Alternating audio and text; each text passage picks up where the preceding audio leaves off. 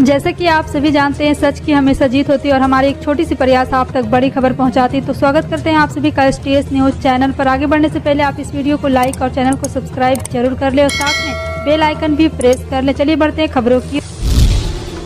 बता दें, विधानसभा चुनाव से ठीक पहले कर्नाटक में 4% मुस्लिम आरक्षण खत्म किए जाने के मामले में सुप्रीम कोर्ट ने गुरुवार को अहम टिप्पणी की है। इस बयान से कर्नाटक की बसवराज बोम्मई सरकार को झटका लग सकता है। सुप्रीम कोर्ट ने कहा है कि राज्य सरकार का फैसला बिल्कुल गलत धारणा पर आधारित है। शीर्ष अदालत ने कहा, वोक्कालिगा व लिंगायत के लिए 2% आरक्षण बढ़ाने का व मुसलमानों के लिए 4% OBC आरक्षण खत्म करने का कर्नाटक का फैसला प्रथम दृष्टया त्रुटिपूर्ण है। माफिया अतीक अहमद के बेटे असद के झांसी में हुए एनकाउंटर के बाद इस मुद्दे पर राजनीतिक बयानबाजी शुरू हो गई है। समाजवादी पार्टी प्रमुख अखिलेश यादव ने इसे झूठा एनकाउंटर बताते हुए कहा है कि भाजपा सरकार सच्चे मुद्दों से ध्यान भटकाना चाह रही है। वहीं बहुजन समाज पार्टी प्रमुख मायावती ने इसे कानपुर के विकास दुबे कांड से जोड़ते हुए एनकाउंटर की उच्च स्तरीय मांग की बात कही है। उमेशपाल मर्डर के आरोप में 5 साल के इनामी असद और गुलाम का एनकाउंटर गुरुवार दोपहर के झांसी में हुआ। एनकाउंटर के बाद मायावती ने ट्वीट करके कहा, प्रयागराज के अतीक अहमद के बेटे व अन्य की आज पुलिस मुठभेड़ में हुई हत्या पर अनेकों प्रकार की चर्चाएं गर्म हैं। प्रधानमंत्री नरेंद्र मोदी ने आज 71,000 कर्मियों को नई भर्तियों के नियुक्ति पत्र बांटे। पीएम ने वीडियो कॉन्फ्रेंस के जरिए इस दौरान कर्मियों को संबोधित भी किया। पीएम ने अपने संबोधन में कहा कि विकसित भारत के संकल्प से सिद्धि के लिए हमारी सरकार युवाओं की प्रतिभा और ऊर्जा को सही अवसर देने के लिए प्रतिबद्ध है। पीएम मोदी ने आगे कहा कि आज भारत दुनिया की सबसे तेज रफ्तार से आगे बढ़ने वाली अर्थव्यवस्था है। पीएम ने कहा कि पूरी दुनिया कोविड के बाद मंदी से जूझ रही है। ज्यादातर देशों की अर्थव्यवस्था लगातार गिरती जा रही है। इसके बावजूद दुनिया भारत को एक उभरते सितारे के रूप में देख रही है। All India Muslim personal law board के अध्यक्ष हजरत मौलाना राबे हसनी नदवी का गुरुवार को निधन हो गया। जी हां, आपको बता दें कि इनका निधन 93 वर्ष की उम्र में यूपी के लखनऊ के डालीगंज में स्थित नदवा मदरसे में आखिरी सांस ली। राबे हसनी नदवी अपने लंबे समय से बीमार चल रहे थे और आपको बता दें कि हसनी नदवी के बारे में कुछ जानकारियां भी शामिल है। मौलाना राबे हसनी नदवी रायबरेली की एक दीनदार घराने के चश्मो चिराग रहे हैं। उनका जन्म 1 अक्टूबर 1929 को हुआ था। उनका घराना एक इल्मी घराना तस्वुर किया जाता है। राजस्थान के पूर्व मुख्यमंत्री वसुंधरा राजे के कार्यकाल में हुए कथित घोटाले के मुद्दे पर अपने ही सरकार के खिलाफ मंगलवार को मौन अनशन करने वाले सचिन पायलट को लेकर कांग्रेस के भीतर घमासान मचा है। सचिन पायलट के खिलाफ पार्टी अलाकमान क्या कार्रवाई करेगा, इसे लेकर अंदेशा बना हुआ है। इसी बीच सूत्रों के हवाले से पता चला है कि सचिन पायलट को लेकर फैसले में कोई जल्दबाजी नहीं आएगी। राजस्थान कांग्रेस प्रभारी सुखजिंदर सिंह रंधावा ने फिलहाल कांग्रेस अध्यक्ष को कोई रिपोर्ट नहीं सौंपी है। बसपा के पूर्व विधायक राजू पाल हत्याकांड मामले के मुख्य गवाह रहे उमेश पाल की हत्या के आरोपी माफिया अतीक अहमद के संबंध पाकिस्तान की खुफिया एजेंसी ISI और आतंक संगठन लश्कर तैयबा से भी है। पुलिस की तरफ से रिमांड कॉपी में इस बात का दावा किया गया है। रिमांड कॉपी में लिखा गया कि अतीक ने कबूल किया है कि इसके संबंध में ISI एजेंट को लश्कर से है जो ड्रोन से हिंदुस्तान में हथियार भेजता है। अशरफ ने कबूल किया है कि वो पंजाब में उन लोकेशन की पहचान करवा सकता है जहाँ से इसने अतीक के साथ जाकर हथियार खरीदे थे। अभी कुछ दिन पहले देश के कई राज्यों के किसान भारी बारिश और ओलावृष्टि से परेशान थे। प्रभावित होने वाले राज्यों में महाराष्ट्र भी शामिल है। यहाँ के किसानों को ओलावृष्टि के चलते भारी नुकसान उठाना पड़ा था। इस दौरान प्रदेश भर के तापमान में भी गिरावट भी दर्ज की गई। अब राज्य में सूरज की तपिश में अपना रंग दिखाना शुरू कर दिया और एक बार फिर से मौसम बदलता नजर आ रहा है। मुंबई समेत महाराष्ट्र के कई इलाकों के तापमान में एक बार फिर से इजाफा देखने को मिल रहा है। अभी अप्रैल का दूसरा सप्ताह है चल रहा। इस दौरान महाराष्ट्र के चंद्रपुर में पारा 42 डिग्री पार कर चुका है। कांग्रेस नेता राहुल गांधी की तरफ से आपराधिक मानहानि केस में मिली 2 साल की सजा पर रोक लगाने वाली याचिका पर सूरत के सेशंस कोर्ट में सुनवाई पूरी हो गई। अदालत ने फैसला सुरक्षित रख लिया है। 20 अप्रैल को फैसला सुनाया जाएगा। सुनवाई के दौरान सीनियर एडवोकेट RS चीमा ने राहुल गांधी की बात की कोर्ट के सामने रखा। कोर्ट ने सुनवाई के दौरान राहुल गांधी को उपस्थित न रहने की छूट दी थी। राहुल गांधी के वकील ने कोर्ट में तर्क दिया है कि राहुल की मोदी सरनेम पर टिप्पणी को लेकर मानहानि का केस उचित नहीं था। साथ ही केस की अधिकतम सजा की भी जरूरत नहीं थी। चीन में पुलिस यह सुनिश्चित करने के लिए जासूसों का इस्तेमाल कर रही कि रमजान के पाक महीने के दौरान उइगर मुसलमान रोजा ना रखा। रेडियो की फ्री एशिया ने पूर्वी झिंगयांग उइगर स्वायत्त क्षेत्र में तुर्पन या चीनी में तुलफान के पास एक क्षेत्र के एक पुलिस अधिकारी का हवाला देते हुए बताया कि जासूस जिन्होंने चीनी अधिकारी कान कहते हैं आम नागरिक पुलिस और पड़ोस समितियों के सदस्य बनते नजर आते हैं। रेडियो फ्री एशिया से बात करते हुए पुलिस अधिकारी ने कहा कि हमारे कई सीक्रेट एजेंट है। बता दें कि चीन में उइगर मुसलमानों के लिए काफी कड़े नियम है। रमजान के महीने में उइगर मुसलमान को रोजा रखने पर नहीं दिया जाता है।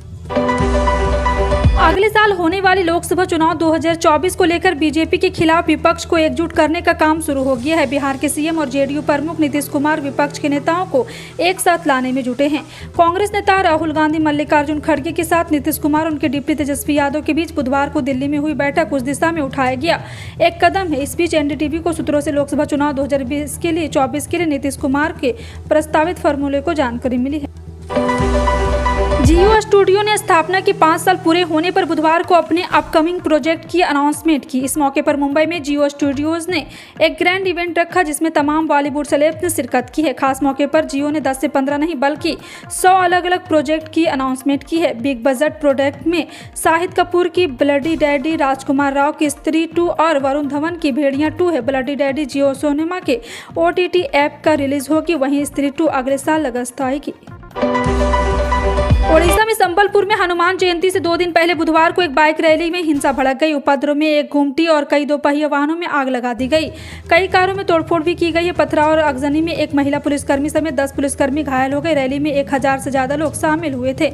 जी हां, साथ ही साथ आपको बता दें कि हिंसा को लेकर प्रशासन ने जिले में धारा 144 लागू कर दी है। इंटरनेट सर्विस को बंद कर दिया गया है। संबलपुर के SP B गंगाधर ने जानकारी दी है।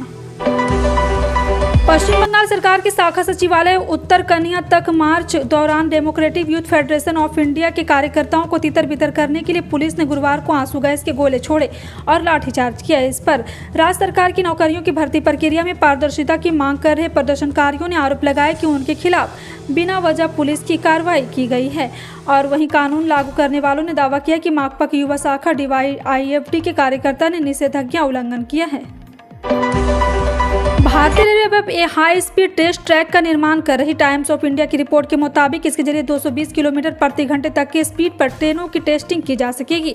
59 किलोमीटर लंबा ट्रैक राजस्थान के जोधपुर डिवीजन में बनाया जा रहा है। इसलिए एलिवेटेड टेस्ट ट्रैक को आने वाले सालों में वंदे भारत एक्सप्रेस की टेस्टिंग के लिए इस्तेमाल किया जाएगा। रिपोर्ट के मुताबिक भारतीय रेलवे ने दावा किया है कि इस ट्रैक प्रोजेक्ट के पूरे होने के साथ भारत पहला देश होगा जिसमें रोलिंग स्टॉक के लिए अंतर्राष्ट्रीय मापदंडों की विस्तृत टेस्टिंग फैसिलिटी होगी। मेडिकल के क्षेत्र में सरकारी नौकरी की तलाश कर रहे युवाओं के लिए शानदार मौका है। All India institute of medical sciences यानी कि एम्स में नर्सिंग ऑफिसर के पद पर भर्ती के लिए नोटिफिकेशन जारी हुई है। जारी नोटिफिकेशन के अनुसार कुल 30,055 पदों पर भर्तियां की जाएगी और इन पदों का ऑनलाइन भी आवेदन किया जा रहा है। यह भर्तियां nursing officer recruitment common eligibility test के माध्यम से हो रही है। सरकारी हाथों से निकलकर टाटा के हाथों में गई एयर इंडिया लगातार खुद को लाभ में लाने की कोशिशें कर रही है। इसी कोशिशों के बीच अब एयर इंडिया टैक्सी बोट का इस्तेमाल करने जा रही है। इस खास रोबोट की मदद से एयर इंडिया करीब 15,000 टन ईंधन के साथ लाखों रुपए की बचत करेगी। इन टैक्स बोट की सबसे पहले दिल्ली और बेंगलुरु के हवाई अड्डों के उपयोग किया जाएगा। उत्तर प्रदेश में यूपी बोर्ड की परीक्षा दे चुके छात्र छात्राएं अपने रिजल्ट का बेसब्री से इंतजार कर रहे हैं। ऐसे में यूपी बोर्ड परीक्षा में शामिल तमाम स्टूडेंट का इंतजार जल्द खत्म होने वाला है। ऐसी उम्मीद है कि बोर्ड जल्द ही 10वीं और 12वीं के नतीजों का ऐलान कर सकता है। रिजल्ट के ऑफिशियल वेबसाइट पर जारी किए जाएगा। एक बार जारी होने के बाद कैंडिडेट आधिकारिक वेबसाइट पर जाकर अपने परिणाम को देख सकेंगे।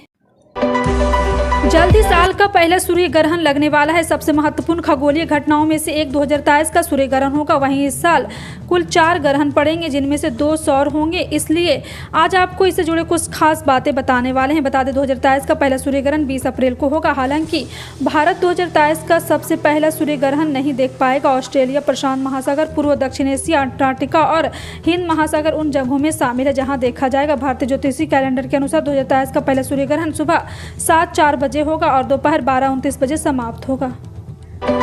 सोने चांदी की कीमतों में लगातार तीसरे दिन बढ़त दर्ज की जा रही है। गुरुवार को दिन मल्टी कमोडिटी एक्सचेंज पर 24 कैरेट सोना 60,731 रुपये प्रति 10 ग्राम पर खुला है। इसके अलावा गुड रिटर्न द्वारा जारी आंकड़ों के अनुसार गुरुवार को सोने की कीमत 22 कैरेट सोने के 1 ग्राम की कीमत बुधवार के 5,570 रुपये में बढ़कर 5,620 रुपये हो गई। तदनुसार 8 ग्राम 22 कैरेट सोने की कीमत भी पिछले आंकड़े 44,560 रुपये में थोड़ा बढ़कर 44,960 रुपये हो गई है।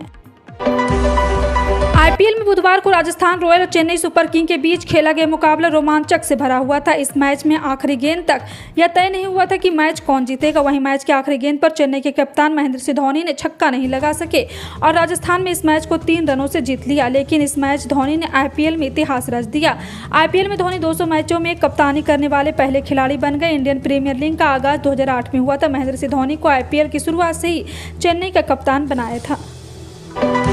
सुप्रीम कोर्ट ने गुरुवार को राजस्थान राज्य विद्युत उत्पादन निगम लिमिटेड को छत्तीसगढ़ में कोयला ब्लॉक आवंटन और अडानी एंटरप्राइजेज लिमिटेड द्वारा खनन कार्यों से संबोधित याचिकाओं पर केंद्र से व्यापक हलफनामा मांगा है। चीफ जस्टिस डीवाई चंद्रचूड़ की अध्यक्षता वाली पीठ ने कहा, जो कुछ हुआ है उस पर हमें एक व्यापक बयान की जरूरत है। हमें भारत संघ से ही बयान की जरूरत है। पीठ ने अपने आदेश में कहा कि हम केंद्र सरकार के निर्देश देते हैं कि वो सभी मामलों की स्थिति बताएं और व्यापक हलफनामा दायर करें। फिलहाल आपका इन सभी खबरों पर क्या कहना है, कमेंट सेक्शन में टाइप करके जरूर बताएं। इसी तरह की पल पल की अपडेट जानने के लिए जुड़े रहें आप अपने NTS न्यूज़ चैनल से। मिलते हैं अगली बड़ी खबर में, तब तक के लिए जय हिंद।